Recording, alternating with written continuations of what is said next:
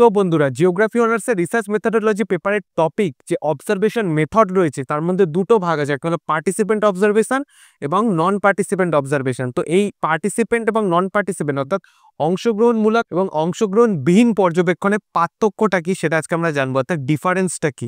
ঠিক আছে, তো চলো ভিডিওটা শুরু করি। তো আমি এখানে এক একটা করে পয়েন্ট লিখছি আর বুঝিয়ে দিচ্ছি, ঠিক আছে।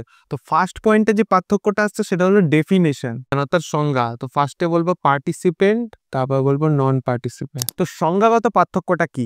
যে পর্যবেক্ষণে পর্যবেক্ষক স্বয়ং উপস্থিত থেকে সে পর্যবেক্ষণটাকে চালনা করে এবং পর্যবেক্ষণ সম্পন্ন করে, তখন সেই পর্যবেক্ষণটাকে বলা হচ্ছে পার্টিসিপেন্ট অবজারভেশন। যে পর্যবেক্ষণে পর্যবেক্ষক উপস্থিত না থেকে সে দূরে দাঁড়িয়ে সে পর্যবেক্ষণটাকে চালনা করে, অর্থাৎ সে পর্যবেক্ষণে দাঁড়িয়ে থেকে সে পর্যবেক্ষণ করে না, সে দূরে দাঁড়িয়ে যে তার গ্রুপের যেসব সদস্যরা রয়েছে তারা কি কাজবাজ করছে সেসব দৃষ্টি রাখে। তো সেটাই হলো নন পার্টিসিপেন্ট অবজারভেশন, ঠিক আছে।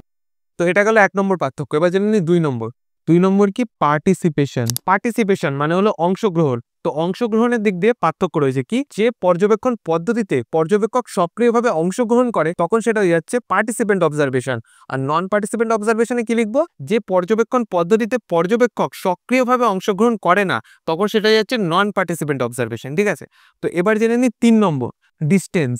তো 3 নম্বর হলো ডিস্টেন্স অর্থাৎ দূরত্ব। পার্টিসিপেন্ট অবজারভেশনে কি হবে? এই পর্যবেক্ষণ পদ্ধতিতে পর্যবেক্ষক এবং যারা দলের সদস্য রয়েছে তাদের মধ্যে কোনো দূরত্ব থাকে না, কারণ এই পর্যবেক্ষণে পর্যবেক্ষক নিজে উপস্থিত থাকে এই পর্যবেক্ষণটার ভেতরে, তাই তাদের মধ্যে কোনো দূরত্ব দেখতে পাওয়া যায় না।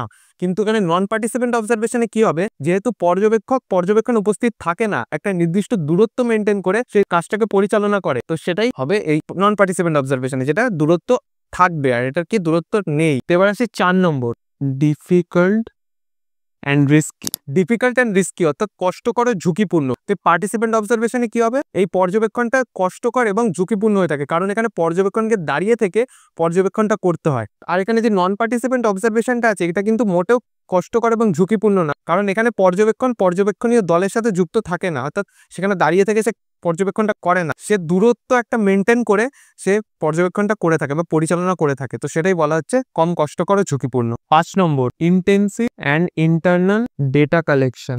Intensive and internal data collection অর্থাৎ নিবিড় ও অভ্যন্তরীণ তথ্য সংগ্রহ। তো এই পার্টিসিপেন্ট অবজারভেশন কি হবে? অংশগ্রহণমূলক পর্যবেক্ষণে পর্যবেক্ষক যেহেতু এই পর্যবেক্ষণীয় দলের সাথে যুক্ত থাকে তাই জন্য তার ডেটা কালেকশন বা তথ্য সংগ্রহ একটা নিবিড় বা অভ্যন্তরীণ হয়ে থাকে, অর্থাৎ সে পুরো ভেতরে ঢুকে সে পর্যবেক্ষণটা করে থাকে। কিন্তু এখানে যে নন পার্টিসিপেন্ট অবজারভেশনটা আছে করে কিন্তু সেটা হয় না, কারণ সেখানে পর্যবেক্ষক সে পর্যবেক্ষণীয় দলের সাথে যুক্ত থাকে না, ফলে সেখানে কি হচ্ছে না হচ্ছে তার ভেতরে ঢুকে কি তথ্য কি আদৌ কি সঠিক পেলো সেটা কিন্তু জানা অসম্ভব হয়ে ওঠে।